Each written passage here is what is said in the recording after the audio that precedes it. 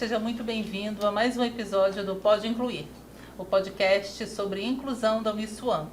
Ele é criado e conduzido pelo Núcleo de Apoio Psicopedagógico aqui da Uniswan.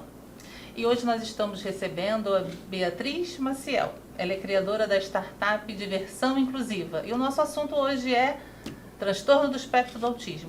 Se apresenta, Bia, pra gente? Primeiro, é um prazer estar aqui presente. Meu nome é Beatriz Maciel, sou criadora da startup Diversão Inclusiva.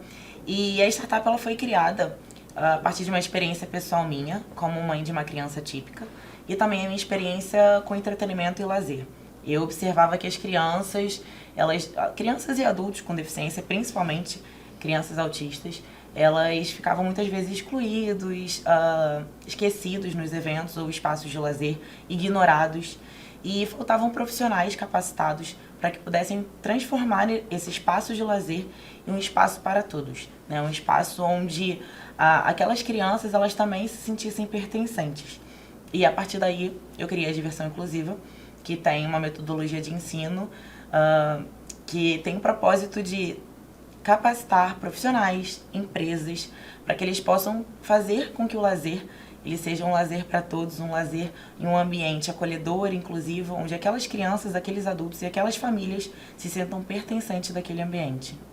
Você disse que o propósito da Diversão Inclusiva é capacitar profissionais. Isso, profissionais, empresas, criar um ambiente de lazer para que eles se sintam pertencentes. Pertencentes ao mundo real. Com certeza.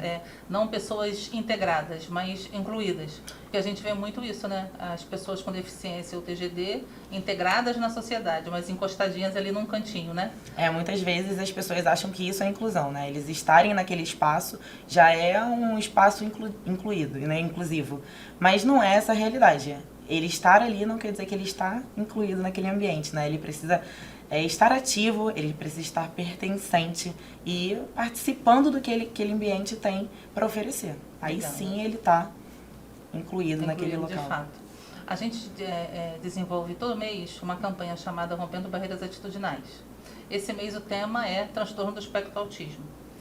E a primeira atividade que nós fizemos esse mês foi um vídeo com um dos nossos alunos, que é autista, que ama estar aqui na Uniswan, falando da sua experiência aqui na instituição, com relação ao apoio que ele recebe do Núcleo de Apoio Psicopedagógico, que é um núcleo aqui da instituição, que oferece acessibilidade, adequação, toda a adequação necessária para todos os alunos que precisam de alguma especificidade para seguirem na sua aprendizagem, né? No seu processo de ensino-aprendizagem bem adequados, né? E aí, quando você fala do seu propósito, eu fico olhando que é bem próximo do nosso, né? Porque a Uniswan forma profissionais. E quando a gente fala de inclusão, a gente tem os cursos de pós-graduação, 2 cursos de pós-graduação, um de psicopedagogia clínica institucional e o outro de TGD. São 2 cursos, TGD e terapias de manejo. Transtornos globais do desenvolvimento e terapias de manejo. São 2 cursos para profissionais que vão lidar com pessoas com deficiência, transtornos ou síndromes. Então, a Uniswan está bem olhando para esse assunto há bastante tempo e atendendo a esse público. E são 2 vertentes, né?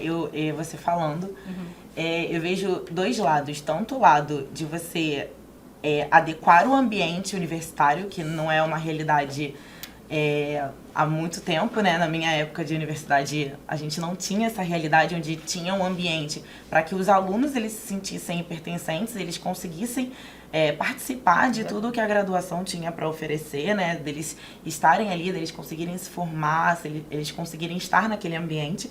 E também a parte da qualificação profissional, que é tão importante quanto a gente ter profissionais capacitados não só com as técnicas, mas também vendo a pessoa como um todo, respeitando a sua individualidade, as suas características, com ética, vendo a pessoa acima da deficiência. Nessa campanha, quando nós ouvimos os relatos dos alunos ou dos funcionários, porque a gente pega depoimento de alunos e de funcionários, o que eles mais dizem é isso, que é muito bom ter um espaço onde eles se sentem de fato acolhidos. E eles percebem isso não é só no NAP, não, é na Uniswan. Eles dizem que percebem isso na Uniswan, que aqui eles conseguem ser ouvidos, acolhidos e atendidos. Isso é incrível. Uma instituição de ensino que oferece isso de fato, hoje, no Brasil, é uma coisa maravilhosa. né? Com certeza, a gente vendo a inclusão saindo do papel, né, daquele texto bonito, para uma prática real, né, ela acontecendo e mudando a vida não só daquela pessoa, mas também de famílias, né? Eu me lembro de mim estudando um texto sobre inclusão, falando de um evento em Salamanca, que aconteceu em 1985, sobre inclusão. Eu me lembro de lendo aquele texto dizendo, gente, que lindo! E hoje vivendo isso, né, transformando a vida das pessoas, oferecendo isso numa instituição que de fato pensa nisso, é incrível. E conversar com você, que está pensando também numa formação, numa capacitação de profissionais, para lidar com essas crianças, com esses jovens, com esses adolescentes, com esses adultos, em vários espaços, a gente vê que a inclusão está caminhando para um melhor trajeto, né? Isso é muito bacana. Com certeza, muitas vezes os espaços de lazer são os primeiros que as famílias acabam abdicando de estar presentes, né? A gente não tem como abdicar de levar a criança na escola porque ela precisa daquilo, e de outros ambientes também, mas o lazer nós às vezes acabamos deixando de lado quando a gente não tem um espaço onde aquela família, aquela criança não se sente bem e a família acaba às vezes ficando constrangida de levar ou de estar presente. Então, só que o lazer ele é um direito de todos, então a sociedade ela tem uma responsabilidade muito grande no papel da inclusão e esses profissionais eles precisam saber lidar e saber fazer com que a inclusão aconteça. Eu dei aula na pós-graduação esse final de semana e uma aluna perguntou, professora, antigamente a gente não via tanto falar em autista, a gente não via tantos autistas, a gente não via tantas pessoas com TDAH, tantas pessoas com síndrome de Down, por que agora a gente vê tanto? E aí não precisou nem eu responder. Uma aluna mesmo levantou a mão e respondeu. É porque as pessoas não ficam mais escondidas, elas estão sendo recebidas. Elas são vistas agora, elas agora são acolhidas nos espaços. E antigamente as famílias deixavam em casa, não levavam, né? Deixavam essas crianças, esses adolescentes em casa, não permitiam que elas interagissem socialmente. Com certeza. Isso é muito cruel, né? Com certeza, com certeza. Eu vejo assim um longo trajeto ainda em relação a isso. Eu ainda vejo muitas famílias deixando de levar, mas não tão mais escondidas como antigamente, né? Antigamente a família tinha muita vergonha, né, de ter uma pessoa com deficiência na família. Então, era muito mais escondido aquela criança. Mas hoje eu ainda vejo algumas restrições, né, alguns locais que as pessoas ainda deixam de estar presentes, não por vergonha, mas por falta de ser um local para que aquela criança consiga se divertir. Por não ter apoio, né? Não ter apoio, adequação. exatamente, porque você também levar aquela criança e aquela criança não ficar bem, não estar bem naquele ambiente, você acaba deixando de ir. Porque o espaço precisa estar adequado para receber aquela criança, né? Com e as certeza. atividades, os profissionais que vão lidar com ela, precisam estar preparados para isso, não é? Com certeza, com certeza. Não só o autismo, mas outras deficiências também, né? A gente fala inclusão no todo. E pensando no mercado de trabalho, qual a importância da inclusão para o mercado de trabalho, na sua opinião? Eu vejo um mercado cada vez mais crescente, né? Hoje, empresas, profissionais, pessoas, locais de espaços de lazer estão buscando cada vez mais profissionais que estejam qualificados para fazer o atendimento do público neurodiverso. Então, quanto mais qualificado e preparado você está, mais você consegue se desenvolver dentro do mercado de trabalho. Não só do mercado do lazer, né, mas o mercado de trabalho como um todo. Você precisa estar preparado para lidar com pessoas com deficiência, independente do local. É verdade, independente da profissão. Com certeza. No curso de TGD e Terapia de Manejo, nós temos profissionais de todas as áreas, de médico a engenheiro, porque a gente tem famílias que fazem um curso porque querem conhecer o seu filho, o seu sobrinho, que tem algum transtorno. Isso é muito interessante. As pessoas querem se preparar também para lidar com seus familiares. Eu tenho uma aluna no curso, que ela foi aluna de um outro curso aqui na instituição, que não tem nada a ver com educação, e veio fazer o curso por conta de um sobrinho que tem um dos transtornos. E a gente vê as pessoas se preparando para isso, né? Com certeza. Isso é muito interessante. E eu acho que eu acredito que é a chave, né? A chave é você estudar, você se qualificar. Eu acho que para a gente conseguir romper essa barreira do preconceito e evoluir cada vez mais na inclusão, eu acho que a chave é você estudar, é você se qualificar, é você aprender sobre deficiência e sobre o que você pode fazer para que aquela pessoa se sinta mais à vontade, se sinta mais acolhida. Eu acho que essa é a chave, a gente ter cada vez mais maneiras e formas de conhecimento para que a gente possa incluir mais. Bia, esses alunos que estão fazendo graduação hoje são pessoas que estarão no mercado de trabalho.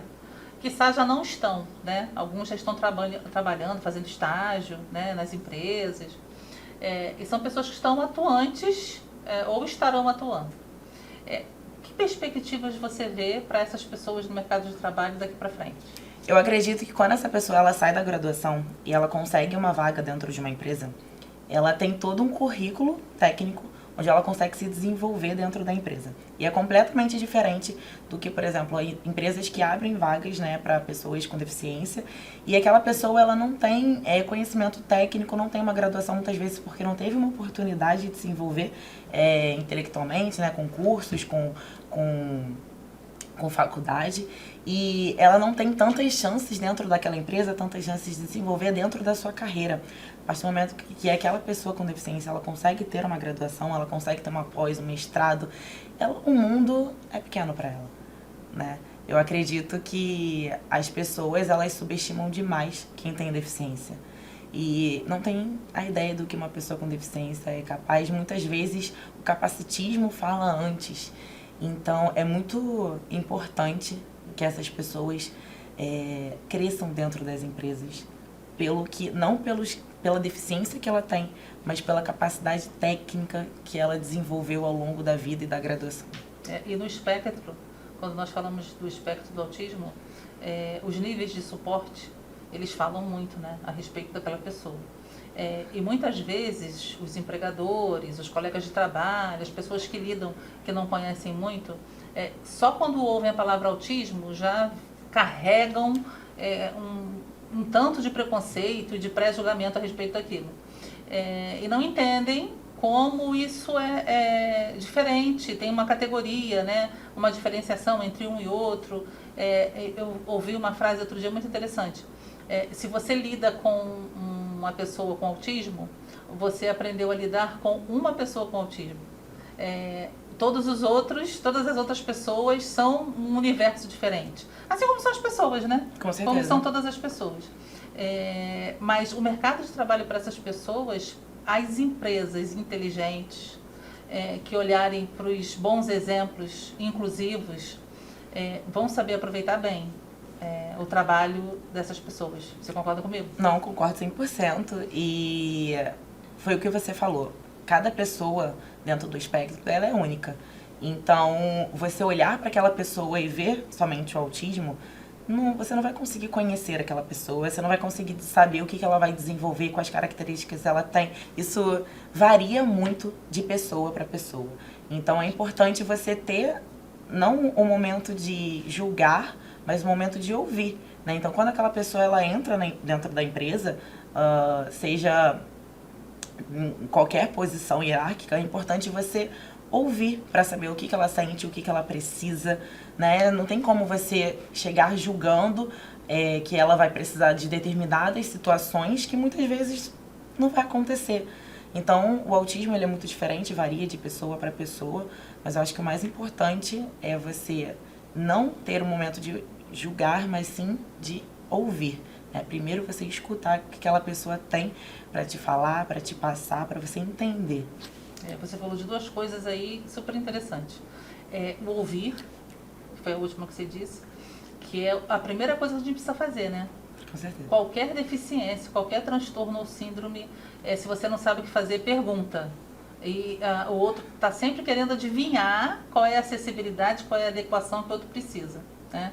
E eu me lembrei o caso de um jovem que eu atendi outro dia, e que ele não quer usar o colar, né, o colar de identificação da pessoa que tem autismo. Eu perguntei por quê.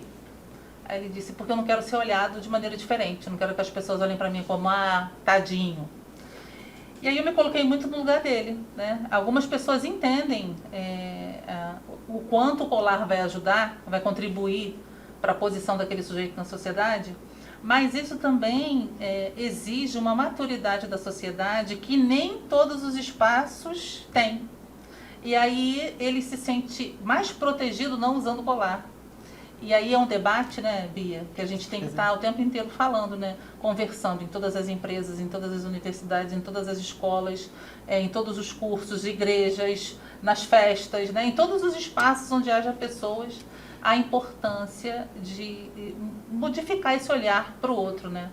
E tem gente até que usa o colar achando que é bonitinho. Acho legal aquele colar, acho ele bonito, é colorido. Ele é colorido, tem girassol, vou usar aquele. Aí ele é colorido, tem uns quebra-cabeças coloridos, vou usar. Não sabem o que significa, né? Isso as pessoas precisam de informação. Eu acho que a gente faz isso, né? Informar.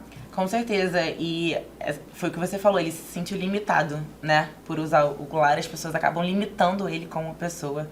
Mas eu vejo muito isso nos eventos também, eventos, espaços de lazer. Primeiro, o lado das famílias não quererem identificar a sua criança com medo de não ser permitido a presença daquela criança em brinquedos, em determinados espaços. E eu já vi acontecendo não permitirem, por falta de informação. Mas ele não pode estar ali porque ele é autista. E você olha e fala assim, não entendi por quê, né? O que tem a ver isso com ele brincar, o que tem a ver ele estar naquele ambiente com o autismo? Não tem nada a ver, né? Então é aquele olhar julgador que você mesmo falou que a sociedade precisa não ter, né? Ela precisa aprender com isso. E muitas vezes a falta de informação, né? A falta do conhecimento atrapalha. Já tive casos de pessoas usando colar porque achava bonito. Eu já encontrei algumas pessoas cometendo esse equívoco. Principalmente o colar de girassol, né? Porque o quebra-cabeça ainda a gente vê muito associado à questão do autismo, né? Mas o colar de girassol, muita gente não entende o que significa, não entende que aquilo não é para todas as pessoas utilizarem, são para pessoas que possuem alguma deficiência oculta. Isso aí. E isso a gente precisa falar cada vez mais para que a sociedade aprenda. A gente tem um podcast, a gente gravou um podcast uns meses atrás sobre deficiências ocultas e falamos desse colar. Muito legal, esse nosso papo está muito bacana. Bia, para quem convive e trabalha com pessoas com autismo, que dica você deixaria? Primeiro, para ouvir antes de julgar ou achar que a pessoa precisa de algo. Né? Primeiro escuta o que ela tem a dizer, primeiro ouve as necessidades dela, veja ela como uma pessoa e não com a deficiência que ela possui. Eu acho que esse é o primeiro passo. E procurar saber, né? Entender mais sobre o autismo, entender mais sobre a necessidade daquela pessoa dentro daquele ambiente. Cada vez mais que a gente fala sobre inclusão, cada vez mais que a gente fala sobre autismo, a gente quebra os estereótipos, né? Então, eu acho que é procurar mais saber e tirar mais o olhar julgador, né? E procurar estender mais a mão e ver o que você pode fazer para que aquela pessoa se sinta melhor, se sinta acolhida, se sinta pertencente àquele ambiente, seja um ambiente familiar, seja um ambiente empresarial, seja um ambiente educacional, qualquer ambiente. Legal, muito bom. No início do nosso podcast, eu falei que o podcast faz parte de uma campanha chamada Campanha Rompendo Barreiras Atitudinais, né? E que a cada mês a gente trata de um assunto. Sim. No próximo mês, em maio, a gente está encerrando abril com esse podcast. No próximo mês, o tema vai ser deficiência visual. E eu já quero aproveitar para te convidar e convidar todo mundo para estar aqui dia 3 de junho. Nós vamos encerrar a campanha do mês de maio com um evento o dia inteiro, no dia 3 de junho, organizado por nós e pela Associação Nacional de Educadores Inclusivos e o pessoal do Instituto Benjamin Constant, todo o dia inteiro com palestras e oficinas sobre deficiência visual. Então, quero convidar todos para estarem presentes nesse dia, tá? Então, Bia, eu quero te agradecer por estar aqui conosco. Você quer dizer mais alguma coisa? Deixar uma última palavrinha? Eu quero agradecer a oportunidade, né, o momento de fala e falar o quanto é importante que eventos como esse, né, como o podcast, como os eventos que o NAP produz, são importantes para que a gente possa, principalmente dentro de um ambiente educacional, né, de uma graduação, de uma pós-graduação, que a gente possa levar, né, informação, levar conteúdos que todos os alunos possam adquirir esse conhecimento e ter um olhar diferenciado para a inclusão, para o autismo e para outras deficiências. Eu quero te agradecer pela presença, te parabenizar pelo trabalho, pelo ineditismo do trabalho, eu acho que é bem bacana isso, né? Acho que a gente não tem uma outra empresa que faça o trabalho que você faz, com essa preocupação com a inclusão, né? Parabéns, muito obrigada por estar aqui com a gente. E para você que nos ouviu até aqui, compartilhe esse episódio com as pessoas que você ama. E se quiser informações sobre os cursos de pós-graduação em Psicopedagogia Clínica Institucional, e TGD e Terapias de Manejo, acesse o site da Uniswan e busque todas as informações. Agora, as informações sobre diversão inclusiva, segue lá o arroba da empresa, @diversão inclusiva. E Bia, o que mais? Lá vocês vão conhecer um pouquinho mais da empresa, né? Vão acompanhar o dia a dia de eventos, vão conhecer muitos espaços que a gente está fazendo adaptação. Então, segue a gente lá, @diversão inclusiva no Instagram. E se quiser conhecer o trabalho do NAP, dá uma passadinha no NAP, nas unidades da Uniswan, que a equipe vai estar lá de braços abertos para te receber. É isso, obrigada pessoal, até a próxima.